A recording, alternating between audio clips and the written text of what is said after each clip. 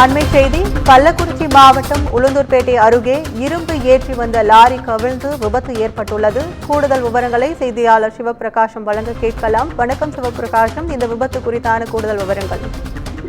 வணக்கம் கற்பகம். கள்ளக்குறிச்சி மாவட்டம் உளுந்தூர்பேட்டை புறவழிச்சாலையில் அஜிஸ் நகர் தேசிய நெடுஞ்சாலை பகுதியில் இரும்பு லோடு லாரி ஒன்று கவிழ்ந்தது. இந்த லாரி கவிழ்ந்து விபத்துக்குள்ளானதால் அந்த பகுதியில் தற்போது சுமார் 1 மணி நேரத்திற்கு மேலாக கடுமையான போக்குவரத்து நெரிசல் ஏற்பட்டு வருகிறது. இந்த போக்குவரத்து காரணமாக அந்த பகுதியில் செல்லக்கூடிய வாகனங்கள் ஒரு இடத்திலிருந்து மற்றொரு இடத்திற்கு கடந்து செல்லுவது நீண்ட நேரமாவதால் வாகன ஓட்டிகள் கடுமையாக அவதியடைந்து வருகிறார்கள். கற்பகம்.